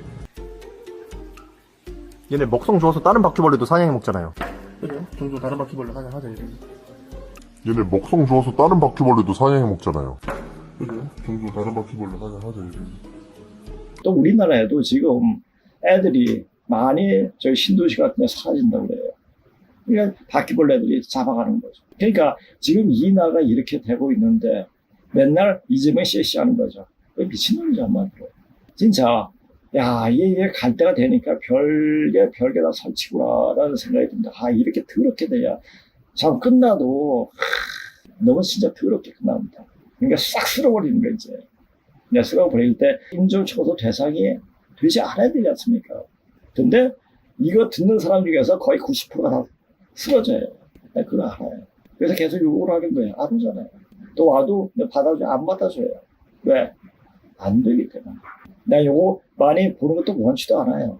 제가 냈잖아요. 자, 이 이야기는 이 방송을 보는 사람들에게 하는 게 아니라 신명에 대고 이야기하는 거잖아요. 신명에 대해서 이야기하고, 제가 맨 처음에 이야기할 때, 한 6년 전에 이번 주 무슨 방송을 시작했습니까? 중국이 무너진다고 그랬습니다. 이제 무너지. 자, 6년이 됐어요. 육자가 뭡니까? 상수가 들어가는 거죠. 1, 2, 3, 4, 5가 세계수고, 6, 7, 8, 9, 10이 상수잖아요. 2루어 지루서 육자가 딱 들어가지고 이런 이제 눈에 확 들어가서. 그러니까 이 방송이 어떤 방송이냐, 그리고 이 향림자가 인간이 어떤 인간인가를 이제 알아야 할 때가 있을 거예요. 지금 여기 오시는 분들은 제가 누구라는 거 어느 정도 알고 계세요. 왜? 사람이 할 수 없는 일을 하니까. 도저히 고칠 수 없는 병을 고치니까. 그렇게 느껴지. 지금 제가 큰 걸 얘기해요. 왜? 때가 다 됐으니까 이제 조금씩 내 자신을 밝히는 겁니다. 바퀴벌레는 사방각지로 나가 개판을 치니 하늘이 본진을 깨부수고 있는데 본진이 근데 중국 본토 아니에요. 이는 이제 바퀴벌레들이 박멸될 시간이 다 되었다는 것을 말한다. 그래요. 이거 진짜 살벌한 얘기예요. 이런 말을 쓸 수 있는 사람은 별로 없어요. 무서워도 못 써요. 전 써요. 왜? 전 그거 완전 충분히 공부했고 그 죽는 놈들의 속성을 명확히 한 거예요. 그러니까 그 실체를 알면 분명히 얘기하죠. 이 실체 알기 위해서 40년 넘게 공부한 거예요. 물론 어릴 때부터 그 책을 보면 40년 더 되겠죠. 그러니까 시간, 암만 똑 돼도 그 시간을 한 1, 2년 할 수가 없어요. 왜? 몸이 되는 시간이 그렇게 빨리 될 수 있는 게 아니기 때문에 그렇습니다. 우선 이것은 제목만 보고 한 부분장을 같이 보고 이렇게 할 수 있도록 하겠습니다. 중국 역대급 재앙, 시안산대 붕괴 직전 100년 대홍수, 중국은 8대 몰살 현시와 530만 명 대피, 충격 폭로 터지자 중국 현지 분노 폭발, 뭐 이렇게도 나오지 않습니까? 자, 이런 것은 아마 이제 방송 한번 다 들어보세요. 근데 이런 게 지금 많이 나와요. 중국 1호2호 더블 태풍, 홍수 폭우 직결 tempan 중국 대륙 초비상 뭐 이런 거 있죠. 지금 4호도 이렇게 온다고 그러고 막 난리가 났어요 지금. 이건 작전을 같이 한번 보시기 바랍니다. 만약 저의 환상이 진짜이고 여러분의 환상도 진짜라면 지금 우리가 살고 있는 이곳은 정말 인구 14억의 중국이 맞는 걸까요? 제가 어릴 적만 해도 그 당시 중국 인구는 약 11억 명이었지만 이렇게까지 사람이 없는 느낌은 아니었습니다. 요즘은 쇼핑몰에도 사람이 없고 거리에도 도심에도 심지어 시골에도 사람이 없습니다. 설마 다들 온라인에만 있는 걸까요? 말도 안 되는 이야기죠. 택배기사나 배달기사들도 올해는 유난히 한가해 보입니다. 예년과는 확연히 다릅니다. 심지어 많은 블로거의 콘텐츠 조회, 수나 라이브 방송 시청자 수도 눈에 띄게 줄어들고 있습니다. 그런데 이상하게도 딱 두 곳만 사람들로 북적입니다. 그리고 이 두 곳의 데이터는 매우 이질적이고 기묘합니다. 특히 젊은 층 비율이 비정상적으로 높으며 매일 통곡 소리까지 울려 퍼진다고 합니다. 이 블로그가 말한 두 곳은 사실 중국의 병원과 화장터입니다. 팬데믹 이후 사망자들이 점점 젊어지고 있으며 사망 원인도 대부분 사유불명으로 기록되고 있습니다. 유가에 보시고 나중에 이제 더 관심이 있으면 이 방송을 보기 바랍니다. 자, 중국에 지금 암 환자가 급증하고 있다고 하는데 중국에 음식 가지고 장난치는 게 굉장히 많잖아요. 이제 그게 사람들이 막 죽게 만드는 원인이 될 수 있겠죠. 중국 82도 포기하고 상해 붕괴 직전 160만 명 대피 사태 만리장성 무너진다. 중국 628m 초중비 있던 녹아내리는 상황 뭐 이런 것도 나오고 중국에서 비극이 발생했습니다. 댐에서 엄청난 양의 물이 방류되어 70만 명 이상의 피해를 입었습니다. 얘네는 한번 일어나면 그냥 쓸어버려요. 중국 인공강우 45명 사망 경고 40억 명이에요. 인공강우 때문에 자기뿐만 아니라 다른 나라 사람도 다 죽이려고 하고 일을 벌이고 있는 겁니다. 82도 폭염 막을다 슈퍼 태풍 이런 기사도 있고, 자, 중국 기상청에서 발표한 충격 발표 역사상 최악의 재앙에 생적으로 변한 중국 거대 도시가 사라지는 현 상황 뭐 이런 것도 이제 보세요. 자, 이런 현상들이 많이 벌어져요. 이게 뭡니까? 중국이 끝난다. 중국 잘 됐다. 그게 박수 칠게 아니에요. 중국이 끝나기 전에, 완전 끝나기 전에 대한민국이 먼저 끝난다. 이것이 내년까지 가겠습니까? 글쎄요. 병원연에는 내년이 병원일이죠. 그래서 엄청난 일들이 벌어진다고 하면 가봐야죠. 자, 그래서 이제 중국의 상황이 돌아가는 것까지 한번 보고 제가 하려고 하는 것은 근무신고 갖고 근무신고를 보여주면서 이런 내용 가지고 이제 이야기하고 했습니다. 그래서 내가 이제 근무신고는 오프라인 강의에서만 하려고 했는데 이제 뭐 시간도 없고 때가 다 됐는데 내 조상력이 어떻게 되는가 그 자체를 보고 죽으라고 이렇게 얘기하는 거예요. 이제 살고란 거죠. 이걸 들으면 산다 이렇게 말하면 얼마나 축복스러운 말이겠습니까? 그건 축복이 아니라 거짓말이죠. 나는 거짓말을 하기 싫거든요. 자, 여기 보세요. 제주의 모계는 한원 황제로부터 나왔다. 그렇죠? 저는 고양시의 엄마는 하가 사가지고 있죠. 제주의 주 고양시 부는 신농 연재 역사시 아들 주라는 것은 앞서 여전 중에서 이민도 중간만 있으며 이건 화폐집에 나오는 내용인데 전에 한번 여중에서 얘기했고 뭐 이거 다시 언급할 거 없어가지고 이렇게 쓴 대로 이렇게 썼습니다. 또 그것 헌원 황제의 아들 소시 사회가 된다는 사실 또한 주유라는 명시 근문의 기록이 있으므로 한 사마천이죠. 오제 봉기에 기록된 제 저녁의 족계는 당연히 위오한 곳이 많아서 위오란 말 잘 안 쓰는데 위자가 뭡니까?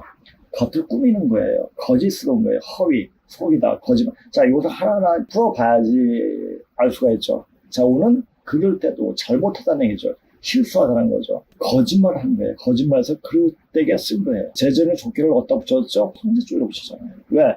저는 고양시가 굉장히 영민한 고조선 체계의 국가를 완비했기 때문에 이렇게 제전을 굉장히 뛰어나게 이야기하고 있습니다. 그래서 중국 전설에서는 옥황산자로 중국어라 전설이라기보다는 동양 전설이죠. 진나라 이전의 역사는 이하와 같이 조선이었어요. 고조선 국민들이었죠. 이때는 이하와 분리를 안 했으니까 여기서 우선 이에 대한 명확하게 연구할 필요가 있다. 오제 보면 고사의 휘필이죠. 휘필. 꺼려가지고 그걸 기록한 거예요. 휘필이. 그러니까 두려워한 거죠. 사마천이가 역사를 기록할 그 자체는 그 전에 2500년 역사를 써야 되는 그것을 황제 위주의 역사로 쓰게 됐죠. 아마 사마천도 아니면 자기가 죽음에 위험을 당했기 때문에 그렇게 쓴 게 아닌가. 자기 흉노에게 당했던 어떤 단군에 대한 변명 아닌 변명을 썼다고 그래서 죽이려고 했는데 쟤는 역사적 효용도가 많으니까 살려줬죠. 그래서 사형을 좀 낮춰가지고 구명을 했잖아요. 그러니까 목숨에 위태로운 그런 지경에 있었기 때문에 이렇게 쓰지 않았는가. 좋게 또 이게 쓰게 됩니다. 알지 못해 위유를 낳게 되었다. 그러니까 거짓된 층을 낳게 되었다. 모제 봉기에 이르기를 위조는 황제의 설비로 두 아들 낳았는데 모두 천하를 얻었다. 천하 얻었습니까? 이건 대화주씨. 대화주씨가 이게 고조선 때 계속 죄를 지냈습니다. 아마도 염제 신노씨 그분께서 임금을 내려놓으시고 고남성으로 내려가실 때 그때 대화주씨하고 성축을 이렇게 대우고 갔지 않았습니까? 그래서 우리가 지금은 실제적으로 이를 집행한 것은 염제 신노씨라기보다는 오히려 대화주씨가 아닌가 이렇게 보여집니다. 그러니까 대화주씨에 대한 유익, 문자로 하나님에 대한 유익, 책의 표제, 이 앞에 있는 그림 대화주씨라고 그러는데 그렇게 큰 그릇도 이렇게 만들고 대단한 분량을 말해주고 있는 거죠. 그 아들이 하나는 현우라 부르고 청양이 되었다. 청양은 강수에 태어나고 자랐다. 그 둘째는 창이라 부르고 창이가 너희 창이죠. 상아 약수에서 태어나고 자랐다. 창이는 촉산시, 신동시를 촉산시라고 이렇게 얘기한 거죠. 그러니까 중국 영화 중에서 촉살이라는 영화도 있더라고요. 예전에 20대 때 한번 본 기억이 있습니다. 딸 창복을 맞아. 딸이 아니죠. 대화주시죠. 고향을 낳았다. 그러니까 창이는 상이고 창복은 대화주시죠. 그러니까 남자와 여자 뒤바뀌어버린 거예요. 이렇게 엄청나게 완전 바꿔버렸어요. 고향은 성스러운 덕이 있었다. 황제가 붕하자 교선에 장사 지내고 그 손자이며 창의 아들인 고향의 즉위하니 이가 곧 제전욱이다라고 기록되어 있다. 신동시 무릎 접속이 임사시, 임자라고도 있고 임사라고 있어요. 임자 우리가 나이에 들면 이제 부인 임자라고 여기서 아마 나온 게 아닌가 이렇게 싶기도 합니다. 신동시가 임사시의 딸이 황제의 자혈급 인척이 되죠. 요 얘기가 그 얘기예요. 신동시 자혈급 접속이 나타나지 않았는데 이분이 바로 소진씨랍니다. 소진씨가 바로 제4위 물급 초속이 되죠. 자, 황제의 아들이 바로 또 제소죠. 그렇죠? 또 황제의 딸이 사가 되고 대화주씨의 무일급 초속이 사가 되고 이거의 딸이 제소의 자혈급 인첩이 되죠. 이렇게 이게 푸날로아식 결혼되죠. 그러니까 예전에 제가 46인가 7인가 이럴 때 단골소녀 정신연구회에 있던 국장님이 오셔가지고 저한테 일주일에 3번 정도 2번인가 하루 3시간씩 강의를 해줬어요. 그러니까 강의를 해주니까 이걸 가지고 좀 대강의를 해줄 수 없느냐 이렇게 말을 하더라고요. 그래서 제가 세종문화관 커플로스에서 그 대강연을 했죠. 네, 그런 적이 있습니다. 그러면서 이제 그분이 하신 말이 이렇게 얘기하면 모른다. 도표를 좀 만들어달라. 그래가지고 그 당시에 근문신고문에서 쭉 보면서 이렇게 도표를 만들게 된 거죠. 자, 제 소위 물급 접속의 소진씨인데 요 딸이 대화주씨의 자혈급 인첩이 됩니다. 제 소위 자혈급 인첩이 딸이 바로 칭씨인데 칭이 제조록의 물급 처속이 되죠. 자, 이게 푸날로아식 결혼입니다. 삼촌과 조카가 고모와 여조카가 같이 2대2로 결혼한 거죠. 자, 이것을 좀 보시면 알 겁니다. 문자가 어떻게 발생되느냐 그 책에 따라서 역사를 알아볼 수가 있는 겁니다. 언어학자들이 그 나라의 시온의 역사를 알 수 있는 가장 키포인트는 뭐냐 바로 언어가 특히 문자를 통해서 문자가 어떻게 변형된가를 보면은 정확히 그 역사를 알 수가 있다. 근데 중국은 이거 다 태평에 쳐버리죠. 이렇게 얘기해도 어거지. 근데 이제는 어거지 않아요. 사람이 그만큼 똑똑해졌어요. 이제 이해를 합니다. 사람들이 암만 어려운 책이라도 한 번 보고 두 번 보고 처음 보면 그냥 눈에 익으면 그냥 알아버려요. 바로 근문신고도 그렇습니다. 제가 이제 선생님이 근문신고 한번 쭉 보니까 이제 저도 이제 선생님한테 이야기할 거리가 될 것 같으니까 선생님한테 이렇게 이야기하려고 이렇게 하니까 다물어라. 네가 근문신고 10번 이상을 본 다음에 이야기해라. 그런 말씀하셔가지고 그래서 저는 10번까지는 안 와도 한 2-3번 보니까 할 말이 없어지더라고요. 선생님이 하신 말씀이 다 옳기 때문에 아 이래서 이렇고 저래서 저렇구나. 그래서 이제 제가 이제 선생님 책을 가지고서 문자로 나타난 하나님 그 책을 가지고 또 이 자체가 그 선생님은 그 한국 완전학습에 나오는 저는 완전학습에 대해서 그런데 그래서 이제 우리 그 전주친들이 공부할 때 그 자료를 저한테 다 갖다 줬죠. 저 맨 처음 선생님 받은 게 한국 기본학습 때도 이렇게 보고 근데 맨 처음 기본학습 볼 때 이게 무슨 얘기야? 도대체 모르겠는데 그때 근문신고를 해석해 보면서 근문신고를 보니까 해석이 되더라고요. 아 이게 이 말이었구나.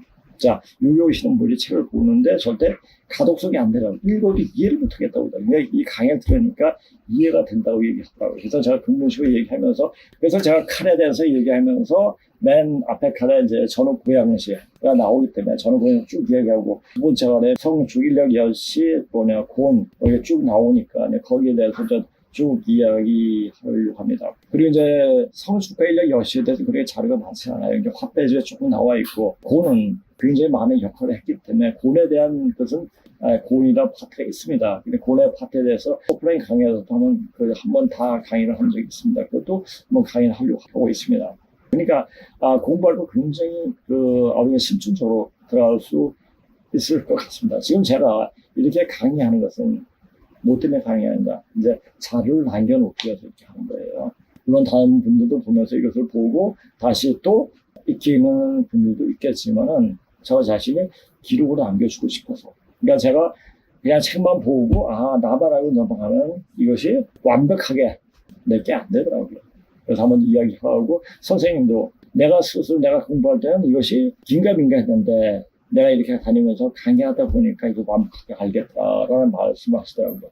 저도 이렇게 여기서 이제 오프라인 강의도 하고 온라인 강의도 하면서 이렇게 보니까 이제 좀 더 많이 포괄적으로 이제 알게 되더라고요. 그러니까 우리가 먹기만 먹고 싸지 않으면 이게 체해서 죽어버려요. 근데 먹지 않아도 싸기만 싸도 몇 달간 버팁니다. 한의에서 말하듯이 입은 사본이요, 죽을 문이요, 똥구멍은 생문이다. 한번 싸야 돼. 싸는 것이 이렇게 중요한 거구나. 그래서 이 방송을 보시는 분들이 저도 너무너무 유명한 분들이고, 그런 분들이 다 같이 부천 가을 성경세로 넘어갔으면 하는 바람이 굉장히 많이 있습니다. 근데 제가 마음이 항상 이렇게 써도 그 사람이 몸이 되어 있지 않으면 될 수가 없는 거예요. 믿어라, 누구 믿어요? 믿을 거 없습니다. 자기 자신을 스스로 되어줘야 됩니다. 제가 다시 한번 얘기할게요. 자기 죄에 걸려서 죽은 거예요. 죄 뭐죠? 무죄예요. 우리 역사차고에 태우죠, 훔치 태우죠, 사고 훔치야 노래 훔치며 삽박하면서도 엄청나게 수행하면서도 당구를 빨고 있다. 이건 바로 사방이에요. 그러니까 우리가 태우주하면 훔치는 신농시에 찾는 도순이라는 말을 명확히 알아야 돼요. 그럼 신농시가 누구냐? 그럼 고조선 역사 딱 나오는데 그 역사가 어떻게 되냐? 제가 얘기하잖아요. 반만년의 문자로 풀이를 하면서 얘기해주는 거예요. 이런 방송이 어디 있어요? 자, 이렇게 접근할 수도 없고, 제가 예전에 20대 때 중고 공부할 때는 산고대로 중고를 할 정도로 중고책을 엄청나게 많이 애웠습니다. 뭐 학원에서도 애우고 학교에서도 애우고 그냥 나오면 굉장히 많이 책을 몇 권을 애웠던 것 같아요. 그러고 나서 졸업하면서 중고를 써본 지 한 번도 없어요. 단지 그렇게 애워놓으니까 책을 보는데 아무 문제 없이 책을 볼 수 있었죠. 근데 이제 지금 중도도 오니까 그런 분한테 이야기하고 들으니까 좀 이해도 되고 이렇게 되니까 이해하는 거예요. 내가 찌나꼬, 중놈들은 찌나꼬다 이런 말을 하기 위해서 내가 중국어를 했나? 너 중국놈이니? 뭐 이런 말을 하기 위해서 그렇게 중국어를 열심히 공부했나? 하는 생각도 들더라고요. 그래서 한때 열심히 했던 것은 결코 없어지지 않구나. 언젠가 써먹게 되구나 하는 생각이 들더라고요. 자, 여기 보세요. 글자의 발생책에서 보면 신농시 어머니라고 한 임사씨는 지금 사자를 손이동조사 또는 언니사로 읽는 바와 같이 신농시 어머니였다는 무게사의 쌍칭 고조대로 큰어머니였고, 임사씨가 소전씨 마누라였다고 했으니 그렇다면 소전씨가 신농씨의 아버지가 되는 셈이다. 이건 지금 중국의 어떤 역사서에서 나오는 이야기예요. 만일 신농씨가 태어나서 중국 호남성 수연 역산형에서 글자가 창조되고 역사행위를 설명할 수 있는 문자를 기록한 유물이 나와서 해석할 근거가 있다면 소전시란 말이 성립되겠지만, 제왕세계에 이렇게 나와 있습니다. 자, 일시 이전에, 그러니까 하나님이죠. 하나님 이전에 어떤 문자도 설명된 근거가 없으므로 역사로서 해석될 근거가 없다. 다만 임사라 쓰고 임사나 임사라고 읽어서 임 맡기림이죠. 현재 맡길님이라고 해석하는 바와 같다면 서방님을 맡은 언니 또는 손익동서라고 해서, 자, 우리 봐요.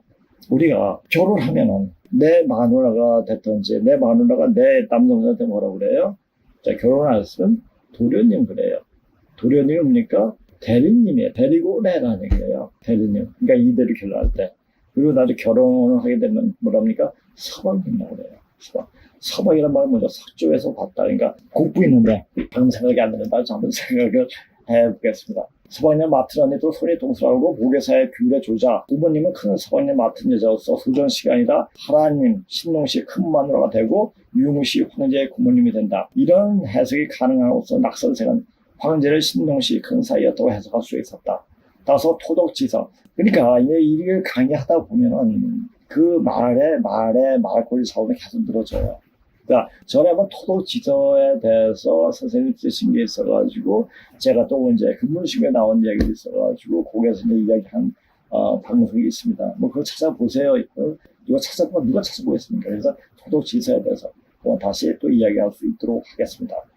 라고 쓰고 고 황제라고 했을 때 이 말은 어떻게 해석할 것인가? 이가 잡았을 때 황제이긴데 황제 구조 빠져야겠네요. 이 말을 어떻게 해석할 것인가? 문자하게 해석을 빌려야 할 내용이다. 자, 이것은 요 내용에서 제가 이제 이야기하는 거 이건 그 제재로 편에서 나온 게 아니고 보충해서 설명하고요. 여기서 앵겔스의 이곡포인 이 시조사에 관한 분석을 읽어본 사람은 모두 상고시대의 프라르와시 가족 조직 형태, 그러니까 인류학에 대한 어떤 기본적인 상식이 없으면 고조선의 사회 구조를 이해할 수가 없습니다. 즉 재부 뭡니까? 자, 우리가 큰아버지, 작은아버지, 그거 있잖아요. 그게 아버지. 그러니까 자기 아버지 학년 같은 사람 다 아버지예요. 자기 학년과 같은 엄마는 다 이모고요. 작아지고 큰 이모, 이모 이래 하죠. 그러니까 다 엄마잖아요. 그 구분 없이 그 성인이 무부라, 성인은 아버지가 없다 이런 말 합니다. 왜 그렇습니까? 그 당시에는 엄마는 나서 내 새끼를 알 수가 있었는데 이게 누구 시를 받아가지고 낳는지 모르는 거예요. 그러니까 모든 같은 부락의 어떤 한 남자인데 그 남자하고 근데 또 다른 남자하고 해가지고 붙어서 나올 수 있는 거고 뭐 그렇게 해가지고 그러니까 난잡하죠. 이 난잡한 사회를 어떤 규율적인 사회, 무규율 사회에서 규율적인 사회를 만드는 게니까 바로 결혼 제도를 잡아야 돼요. 그런데 지금 어떻습니까?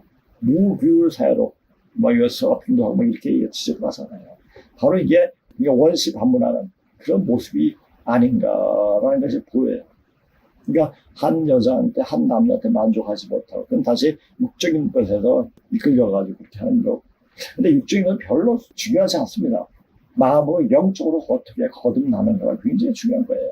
재부재물 가정 형식의 정통적 지위를 점거하던 시기에는 소위 후세의 아내를 맞이하는 혼인의 관념과 상고 시기의 역사적 실제는 분명히 서로 들어맞지 않는 것을 알 수 있을 것이다. 그래서 이렇게 보면서 제가 이제 그냥 한 장을 그냥 써버렸는데 강의하려고 보니까 우리 뜻을 풀어주는 게 나을 것 같아서 이렇게 썼으면 서로 들어맞아 상고하다. 앵겔스는 말하기를 이런 가정 형식하에서 부계의 혈통을 확정할 수 없기 때문에 여기에만은 인정할 수밖에 없었다. 또 형제는 자기 자매를 서로 취할 수 없고 다른 세계의 분유와 결혼할 수밖에 없었기 때문에 무권제에 근거해 이런 이족 분여의 그러니까 족이 다른 분여를 소생의 자녀를 모두 시족 외로 배열시켰다라고 했다. 그리고 중국이 명시 근본 기원전 2500년 경의 문자 이 기록에 근거하면 외족과 혼인한 현재는 또 바로 자기 자녀에게 혼인한 공동장부 소속의 시족 부락으로 감으로써 확실히 남자가 장가가는 형태였다. 보면은 수라하고 요는 이종 형제예요. 이렇게 또 보면은 이렇게 또 보세요. 그러니까 이렇게 되는 경우도 상당히 많으니까 그러니까 우리 화랑세기를 보면 신라는 예전에 그대로 고조선의 유습을 이렇게 따라하기 때문에 지금 보면은 굉장히 간잡한 자체로 보여줄 수가 있습니다. 근데 그걸 보면서 그것은 바로 고조선의 유습을 그대로 이어받았구나 하는 것을 알 수가 있습니다. 특히 이제 이 유교가 들어오면서 이제 한때는 유교를 굉장히 띄워줬고 왜 거짓말 치기 위해서 그런 거죠. 그때 이제 남자가 입김이 세졌죠, 그렇죠? 본계에서 말한 촉산치로 철을 맞아 들이다. 이게 황제가 그랬죠. 촉산치가 누구라고 했죠? 신동시라고 그랬죠. 등은 당연히 지난 후세 위필이 덧붙인 것이다. 가짜로 기록한. 그러니까 무엇을 숨기려고 하는 역사적 기록인 것이다 이런 얘기죠.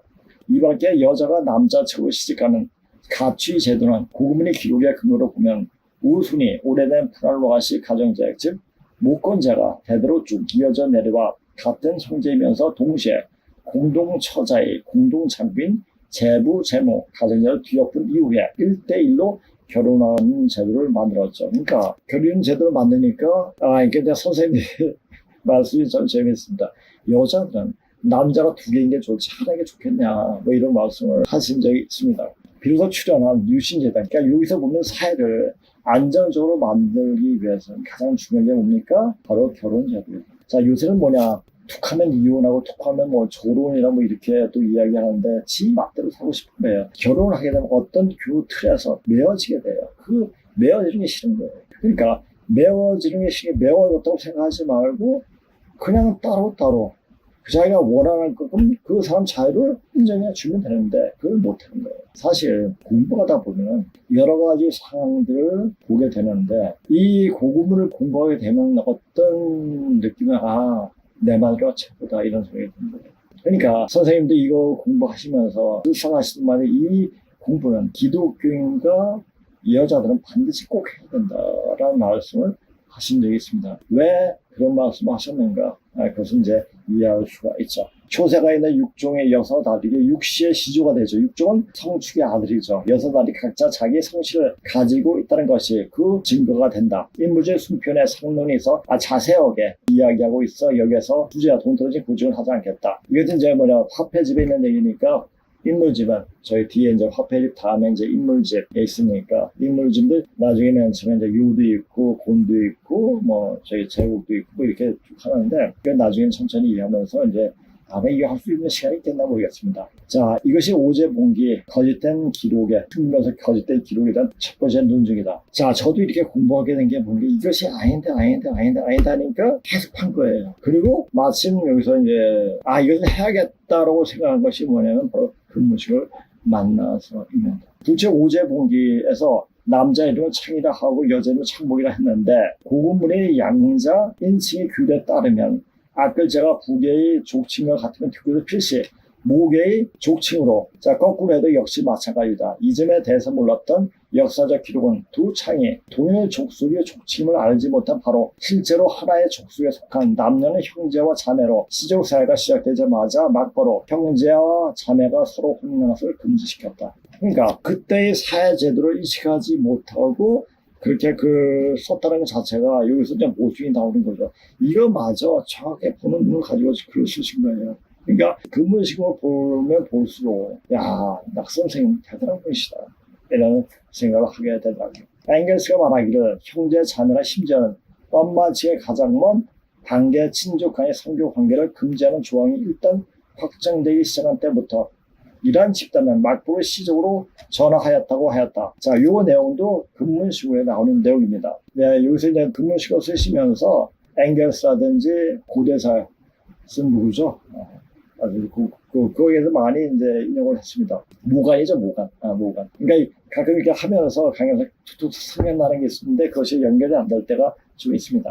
각 시족은 각자의 족표를 갖게 되는데 족을 나타내는 표시죠. 가령 세네카 부락이 8개 시족, 세네카, 인디안 부락 이름이죠. 8개 시족은 모두 동물의 명칭으로 각자의 시족을 명명했으며 고대 중국의 경우는 신농, 염제, 역산시는 양족이 되고 헌원, 황제, 유웅시는 호족, 구랑이죠. 제후에 이르러서는 또 구라고도 불렀음이 되었다는 것은 이 시기에 벌써 둘 이상의 시족 부락 남녀가 서로 혼인하여 같은 형제와 자매의 혼인이 금지되는 누에제 사회가 사기특기시였던 얘기죠. 발전이 단계에 있었다는 것을 설명해주고 있다. 따라서 창의를 위주로 본다면 고대상 이 창복은 실제로 창의지복이라는 족시를 말하지 않는 기록. 다시 말해 역사에 거짓된 기록이 있어 창의가 혼인한 배우자의 이름을 피하기 위해 창복이라 불렀다. 왜 역사적 기록이 이 사람을 회피하고 숨기려 했는가에 대해서는 이후에 다시 말하겠다. 셋째, 이 역시 우리가 이론을 내세우는 주요 근거가 되는 것으로 바로 본편에서 시작하자마자 우리가 언급한 바 있는 것인데, 즉 제전옥은 헌원 황제의 아들 소호시 사이가 되고 제국은 소호시의 손자로 동시에 제전옥의 사이가 된다는 근문 기록이다. 이에 따라 제전옥은 창의 아들이 된다는 기록을 성명사 소리의 분류상으로 보게 되면 창의는 당연히 헌원 황제의 딸이 있어 저벌 황제는 상의로 하여금 달을 점치게 했다는 얘기예요. 정확한 그 상의 변필로 그녀는 제종의 모친이 된다. 고사에서 남녀의 성별이 전도 위치나 차례가 바뀐 전도됐다고 그러죠. 되는 경우가 있는데 가령 한서 고민표에는 소전이 여자로 염제의 비가 된다고 실려있는데 봐라요. 오제 봉기에서는 남자로 여겨 염제의 부라고 한 것과 비교가 된다. 그리고 옛날 명시 근문의 기록에 근거하면 세종의 생신부는 신농 염제 역산씨 아들 주 또는 직이라고 부르는 사람으로 이 또한 창의는 필시 허는 황제의 딸 상이 변필이 된다는 하나의 인정할 수 있는 논거가 된다. 자, 이거 보면 논리적 하나하나 따져가면서 이야기하는 거 보면 대단하시다라는 생각이 굉장히 많이 납니다. 그리고 자, 요 내용을 조금 더 요거를 저는 고양시에서 쭉 쉽게 얘기한 선생님의 기본학습에 대한 이야기가 있습니다. 그 자체를 쭉 이야기하는 것보다 문자로 나타난 하나님에서 나온 내용을 가지고 조금 더 이야기하면 좋지 않을까 해가지고 그걸 AI로 한번 들어보시기 바랍니다. 왜 우리는 삼국사기 광개토왕 17년 3월초에 고양시에 대한 기록이 분명히 있는데 많은 학자들이 연구하면서도 그냥 지나치는 것일까? 이렇게 우리는 공맹교의 권위에 눌려서 우리의 선조에 대해서 연구하지 않았다. 왜 소남자와 같은 농부가 30년의 세월을 조선이란 글자가 어떻게 조선이라고 고쳐져 쓰이게 되었는가를 연구하는 데 시간을 낭비하고 있는가? 그렇다. 역사의 진실을 바로잡기 위해서다. 신화 전설이라 핑계하고 한없이 거짓을 늘어놓지 않기 위해서다. 문무대왕 능비문에 있는 화관지후 삼국사기에 있는 제소 김천씨, 제정옥 고양시 또는 제곡 고신시 등 한인 사마천의 사기 오재본 기설이 사실인지 아닌지를 검증해보기로 한다. 한국 측에 남아있는 금성문과 정사의 기록에는 우리가 찾고 있는 고조선의 실질적인 인물이 그대로 나타나 있다. 곧 삼국사기의 소호 김천씨, 전욱 고양씨, 제곡 고신씨, 화관지후 이 네 분이 실질적인 고조선의 역사 인물들이고 이에 더하여 지난난리에 많은 중국인 해동으로 도망하여 왔다고 명기하고 있다. 그럼에도 불구하고 정사도 아닌 보사 성격의 삼국유사의 거짓을 정사로서 연구하고 있는 최근의 학문은 새로운 반도자생론을 정론으로 위장해서 반도국수주의에서 한 걸음도 나가지 못한 좁은 소견을 견지하고 있는 까닭은 무엇인가? 입으로는 세계화를 부르짖으면서 버젓이 자기 선조를 찾을 기록이 있음에도 불구하고 거짓을 부추기는 것은 학문하는 자세가 아니다. 이러한 거짓은 지난난리 때 함께 반도로 망명해 왔다가 열도로 다시 망명해 가서 청강했다고 속이는 일본 역사학과 같이 근본적으로 잘못된 길을 걷고 있는 것이다. 이러한 한일 두 나라의 고대학은 버젓이 뜻글자를 쓰고 있으면서 유교교조주의에 굴복하여 청동기 명문의 문자가 단순히 한자라는 잘못된 생각을 하고 있다. 이것은 모두 진한난리 이후에 형성된 오류이다. 김장 고조선 토론으로 복원된 한인 사마천의 사기 첫머리 오재본기를 고조선 본기로 수정한 것도 앞에 문무대왕 능비문과 삼국사기에 등장하는 인물 때문에 가능했던 것이다. 다시 말해 공명학에 의해 거짓구밈하고 사마천이 그대로 되풀이한 것을 다시 김장 토론에 의해서 2000여 년 만에 바로잡은 것이다. 그것도 4300여 년 이전 당시 기록에 의해서이다. 현재의 대한민국에 하는 문무왕 능비문의 화관지후를 알아야 왜 한이란 나라 이름이 생겨났는지, 구체적으로 조선을 이어서 어떻게 한이 생겨났는지 복원해낼 수 있는 것이다. 이에 따라 한국 측에 남아있는 기록을 역사 인식책의 순으로 인물을 정리해보자. 1. 소 김천씨. 2. 고양씨. 제정옥 전욱 고양씨. 3. 고신씨. 제각 곡 고신씨. 4. 화관지후. 제순 요우씨. 이에 더하여 지난난리에 많은 사람이 해동으로 망명해 왔다는 말과 같이 현재의 신라, 고구려, 백제의 유민인 274개의 성씨로 분류되어 있는 민족 집단은 모두 중국으로부터 옮겨와서 형성된 것이다. 다만 한나라 일에 끈질기게 중국 국수주의를 내세워 황하의 동서의 낙양, 서안을 수도로 한 왕조 중심만 중원이고 중국으로 그 밖에 변두리로 나간 같은 형제는 모조리 동이, 남만, 북적, 서융이라고 해서 야만인으로 간주해버린 것이다. 이런 공식을 만들어낸 것이 유교교조주의의 바로 만이와라 또는 사이정신이다. 자기들은 끈질기게 조선 사람이란 말로 역사 반만년이란 긍지를 가지고 있는 동의에 대해서 구체적으로 어느 시대 어느 민족에 대한 호칭이었는가를 많은 학자들이 연구했으나 최근에 와서야 김장 고조선 토론에 의해 고조선 시대가 바로 사마천이 엮은 사기 오제 시대를 가리킨 것이었다고 말하게 되었다. 이건 굉장히 차례가 저는 고양시에 대해서 많이 양이 많기 때문에 이것은 좀 보면서 쭉 한번 읽어보고 제가 이제 하나하나 풀이하면서 이야기할 수 있도록 하겠습니다. 왜 우리는 삼국사의 광개토왕 7월 3월 초에 고양시에 대한 기록이 분명히 있는데 많은 학자들이 연구하면서도 그냥 지나치는 것일까? 항상 의문을 가져야 돼요. 우리는 내 자신이 거짓말했으면 그 거짓을 변명해서 계속 거짓말해요. 역사 기록이 계속 그렇게 해서 중국 빨다 보면 계속 그렇게 돼요. 우리가 지금 삼국유사, 삼국사기도 전에 한번 방송도 얘기했지만 그것이 고려시대 때 써놓은 그대로 전해지는 게 아니죠. 다 불살아버렸죠. 그것도 변주시켜버렸죠. 그 내용이 또 있지 않습니까? 삼국사기와 삼국유사 다 변주시켰다고. 왜? 중국 빨기 위해서. 그러니까 중국 빨고 자기 정권을 유지하기 위해서 왕권이랑 정권이죠. 말하기 참 뭐예요. 이씨 왕조가 왕조인가? 개족보지. 그러면서 그것이 또 지금 이재명이랑 똑같이 해요.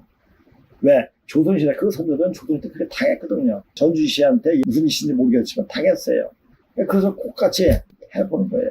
그러면서 자기 오늘 다 풀어내는 거죠. 선생님께서 역사의 진실을 바로 잡기 위해서 역사 진실을 왜 바로 잡겠습니까? 잡으려고 해서 자빠질 게 아닙니다. 때가 돼야지 잡아지는 겁니다. 천지빛게 중심이 자꾸 멀어질 괴상에서는 분열 발달한 여름시에는 절대 진실이 나오지도 않고 밝혀지도 않습니다. 그런데 이것이 다시 지천대기로 중심으로 다시 돌아올 때는 진실이 그대로 드러나죠. 우리가 봄이나 여름에 저게 감나무인지 배나무인지 사과나무인지 몰라요. 그러나 열매가 나오면 알지 않습니까? 그럼 마치 드러나는 거예요. 왜? 지금 우주의 가을 시대가 됐기 때문에 진실이 드러나는 거죠. 제가 늘상 얘기하지 않습니까? 선생님 말씀하신 것보다 더 분명하게 제가 또 이것을 얘기를 하고 있습니다. 그리고 이제 이거 쭉 한번 들어보고 제가 이제 보면서 이야기를 계속 할 수 있도록 하겠습니다. 자, 한국 측에 남아있는 금성문과 정사의 기록에는 우리가 찾고 있는 고조선이 실질적 인물이 그대로 나타나 있다. 곧 상고사학이 소김전시, 전후 고양시, 제고 보신시, 화관지우 네 분이 실질적인 고조선 역사인물들이고 이에 더하여 지난 난리에 많은 중국인이 해독으로 도망하여 왔다고 연기하고 있다. 이런 거 나와요. 지금 이 사람이 언제 중국에서 우리나라로 왔는가 보면 족보체를 보면 안 돼요. 성씨를 보게 되면 이 성씨가 언제 중국에서 왔는가를 알 수가 있습니다. 중국의 왕조가 바뀔 때 혹은 그 왕조가 굉장히 도덕으로 들끓을 때 항상 이게 한반도로 많이 왔습니다. 특히 우리가 고려 때는 경제적으로라든지 문화적으로 굉장히 발달했기 때문에 우리나라는 많이 들어왔어요. 이 고려 때 들어온 성씨들이 굉장히 많아요. 그걸 보고 알 수 있는 거죠. 고려 때 왔으면 거의 한 600년, 700년, 800년까지 되겠죠. 1000년까지도 되겠죠. 그 사람들이 너희들 중국에서 왔지?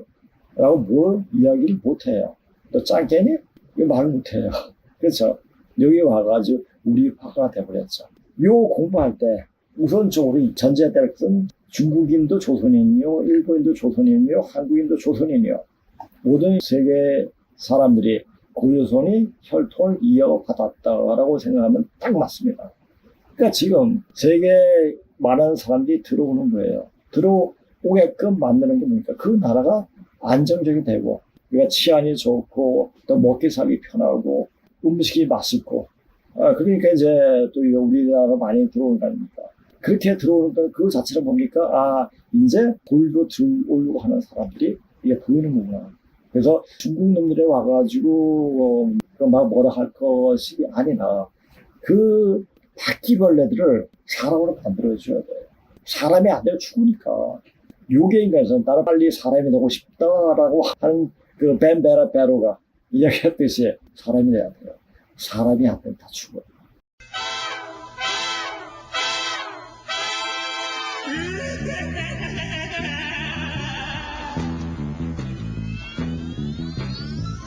어둠에 숨어서 사는 우리들은 요괴 인간들이라.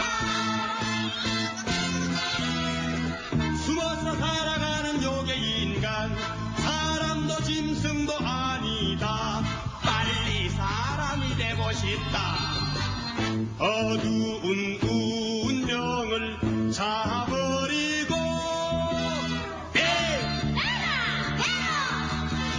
요괴 인간.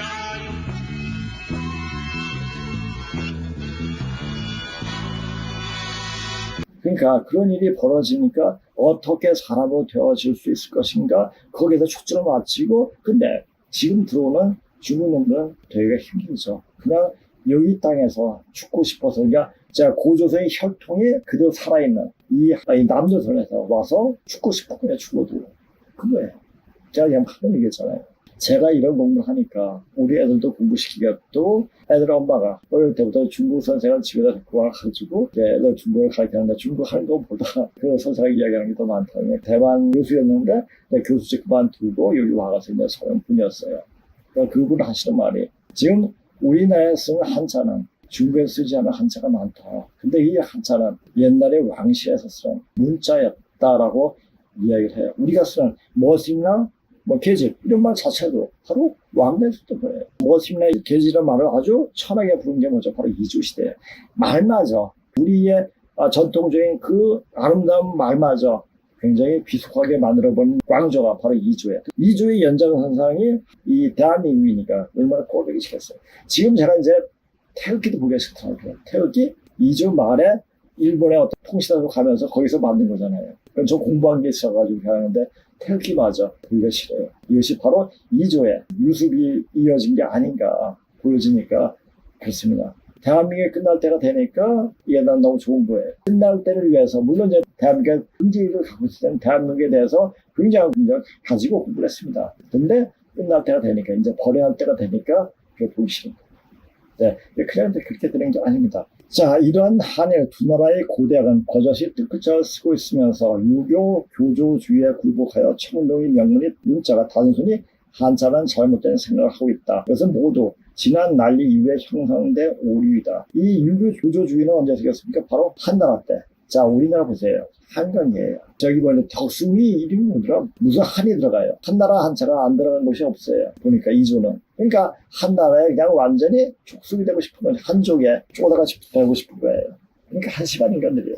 자, 유교는 얼마나 역사를 왜곡시켜 비틀어든가 그 자체를 알 수가 있죠. 중국어 공부할 때 중국어는 문법이 특별한 문법이 없기 때문에 다 외워야 된다 이렇게 공부를 했어요. 그러니까 우리가 공부할 때 어느 공부 체계적으로 공부하기 때문에 문법을 만드는데 그 문법이 제대로 된 게 아니에요. 이렇게 말하면 이렇게 되고 저렇게 말하면 저렇게 되고 중국말 다 그래요. 근데 맹자는 굉장히 명확하게 그랬었어요. 그래서 중국학교 맹자를 전공 필수로 꼭 공부를 합니다. 그래서 맹자를 공부하고 하면 중국의 문자 구조 어떤 형태 이걸 쭉 알 수 있게 되죠. 그래서 4서 3개월 딱 생각이 나가지고 그 생각이 나더라고요. 지경, 서경. 자, 서경. 요수마다 그 이전에 요수는 위에 또 누가 있었죠? 제지가 있었고 제곡이 있었고 제전욱이 있었고 소김철씨가 있었고 신농씨가 있었어요. 거기에 대한 싹 없애버렸어요. 왜? 자기 거짓말이 타고나게. 이 공자 진짜 나쁜 놈이에요. 그게 서경이에요. 지경? 지경 뭐예요? 3,300편의 편을 100편을 줄여가지고 지 맛대로 써버렸죠. 자기가 거짓말하는 것이 들통날 수 있는 다 없애버렸어요. 얼마나 개새끼예요. 진짜 전형적인 찐학고우예요. 찐학고우. 진하게 저쪽 모퉁이 개새끼. 공자가 그런 새끼입니다. 그러니까 그런 유교를 통해서 역사를 보고 유교라는 어떤 조그만 창을 통해서 세상을 보니 세상이 보이겠습니까? 그게 다 나갈 수밖에 없는 거예요. 왜 유교를 그렇게 신봉했어요? 거짓말을 치기 위해서 거짓말을 합리화시키기 위해서 한 게 바로 이조죠. 하여튼 개 같은 나라입니다. 자, 현재 대한민국의 한은 문무왕릉 비문의 화관지위를 알아야. 화관지위가 누구죠? 이게 순임금입니다. 한이란 나라 이름이 생겨났는지 구체적으로 조선을 이어서 어떻게 한이 생겨났는지 복원해낼 수 있는 것이다. 당군팔이든 이 한이 있었는지 없었는지 몰라요. 자, 이것을 명확히 알아야 돼요. 자, 한국 측에 남아있는 기록을 역사 인식책의 순으로 인물 정리해보자. 도김천씨, 고양씨, 제정옥 고양씨, 고신씨, 제각씨, 제각 고신씨, 화관지우, 제순, 유씨. 이에 더하여 지난 난리에 많은 사람이 해독으로 망명해 왔다는 말과 같이 현재 신라 고려 백제 유민인 274개의 성씨로 분류되어 있는 민족 집단은 모두 중국으로부터 옮겨와서 형성된 것이다. 그러니까 온 사람들이 변방에 하나 족속이 아니라 중국 문화를 일으키고 발전시킨 주체설이라는 얘기예요. 그래서 이 안에서 이 간방에서 열매를 맺기 위해서 오게 된 거죠. 이것을 정확히 알아야 됩니다. 자, 이번 강의 주제는 고양시 때 처음 생긴 조자를 찾는니다. 왜 조자에 사람의 면에 배 주자가 있는 거예요, 그렇죠? 배 주자, 잠배자죠.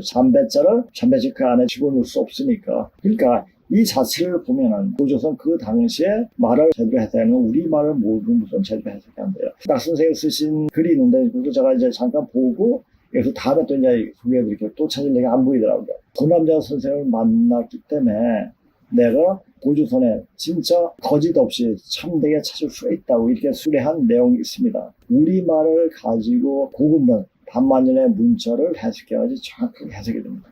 그래서 낙선 선생님 인정하신 거예요. 일단 뭡니까? 고조선 그 자체는 바로 우리 역사라는 거기서부터 역사 반만년이 나온 거죠. 거기부터 볼 줄 알아야 돼요. 그냥 말을 한 게 아니라 우리는 굉장히 정직한 민족이었습니다. 족속이었습니다. 근데 그런 정직한 우리 족속인데 우리를 깔아뭉개고 완전 중국에 복속시킨 그리고 거짓말을 위주로 사람들한테 아주 목맥게 만든 결국 518년 만에 나라를 일본한테 팔아넘기는 그런 개같은 그러니까 전주시대는 사람같이 안 보여요. 사람이 아닙니다. 그것도 바뀌볼래요. 첫 단계는 지금 쓰고 있는 한 조를 비교해보자. 볼펜 달월이 아닌 사람인가 배주라고 쓴 그 나라 조가 생겨서 이전의 고향의 시기 당시 사회 배경과 직책을 알아보자. 임금이 사회로 어떤 직책과 역할을 했을까? 고향의 시는 천자를 대신해서 잔을 주고받는 이른바 임금이 찾아오는 손님과 수작을 맡아 처리하는 직책을 맡았다. 자, 여기 있습니다. 그러니까 주의를 보면 주의가 딱 나오잖아요. 이게 서로 같이 잔을 수작하는, 주고받는 그런 모습인 것입니다. 오늘 여기까지 이렇게 할 수 있도록 하겠습니다. 자, 지금 전후 고양시에 대해서 좀 더 이야기할까 싶은데, 이제 전후 고양시에 대해서 더 명확하게 공부를 하고, 제가 이제 공부를 하면서 다시 한번 근문식을 보게 되고, 근문식을 보면서 다시 한번 인식하게 되고, 아, 이게 이 내용과 바로 이 연구의 내용이 있구나. 야, 그래서 선생님이 네가 10번을 읽을 때까지 말하지 말아라. 라는 그 말씀이 무슨 말씀인가를 알 수 있겠더라고요. 맨 처음에 봤을 때 이게 무슨 말이야? 이게 어떻게 연결되지? 이걸 어떻게 이야기? 이걸 가지고 어떻게 강의를 하지? 이렇게 생각했는데 한 번 볼 때하고 두 번 볼 때, 세 번 볼 때 완전 다르니까 아, 이게 이런 얘기구나 라는 것을 명확히 알게 되더라고요. 제가 왜 이렇게 별로 이제 사실 이게 돈 되는 일이 아니잖아요. 근데 제가 공부한 내용을 아무 대가 없이 이렇게 풀어주고 있습니다. 그럼 뭐죠? 제 이름 내기 위해서 그거 아닙니다. 그냥 알고 지금은 하늘이 사람 죽이는 공사만 보고 있다라는 말씀을 했듯이 지금 어떻게 하면 사람을 죽일 것인가를 전체적으로 이 세상을 지금 움직이는 주체 세력들이 그렇게 생각하고 있어요. 그럼 그 사람이 원한을 갖지 않고 죽이려면 어떻게 죽여야 될 것인가? 자기가 선택하게끔 해가지고 죽이는 거예요. 얼마나 야비한 거예요. 그걸 알면서도 스스로 선택해가지고 백신을 다 맞았잖아요. 이제 백신이 안에 들어가서 있다가 배출되면 모르는데 그것이 자가 증식을 하잖아요. 자가 증식을 하면 이제 수기를 다 나가버리죠. 그래서 지금 보면 이 전두엽적하고 위에 있는 소장 경락 쪽이 다 막혀 있어요. 피가 순행이 안 된다는 얘기예요. 피가 순행이 안 되면 어떻게 되죠? 갑자기 쓰러져요. 그러니까 예전에는 제가 길 가다 사람이 쓰러져 있으면 가서 이렇게 세워줬어요.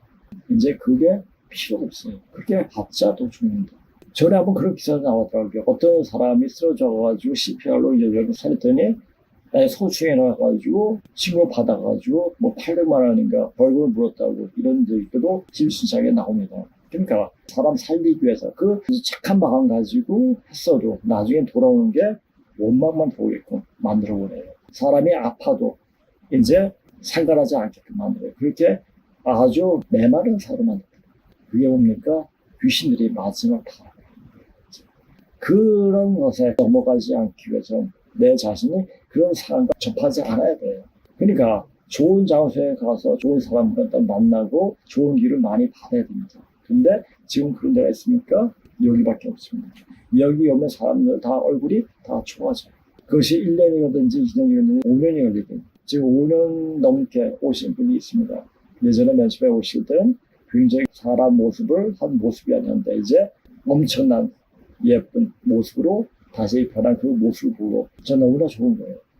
그러니까 사람 살리는 이 공부가 행위가 얼마나 귀중하고 얼마나 보람된 일입니까? 그런 보람된 일이라고 생각하지 않지만 이것이 사람들한테 받아들일 때 긍정적으로 받아들인 그 자체의 모습을 보면서 저는 굉장히 기분이 좋은 거예요. 이것이 바로 고조선의 마음, 하나님의 마음이 아닌가. 레인에지하는 그런 마음이 아닌가 생각이 들어왔습니다. 우리나라 사람들은 저뿐만 아니라 우리나라 모든 사람들은 다 그렇게 선량하죠. 그 선량함으로 많은 사람들을 품어줄 수 있는 그 심보를 가진 사람들이 바로 우리들이에요. 우리 마음이 그렇게 온전하게 발현되려면 몸이 건강해져야 됩니다.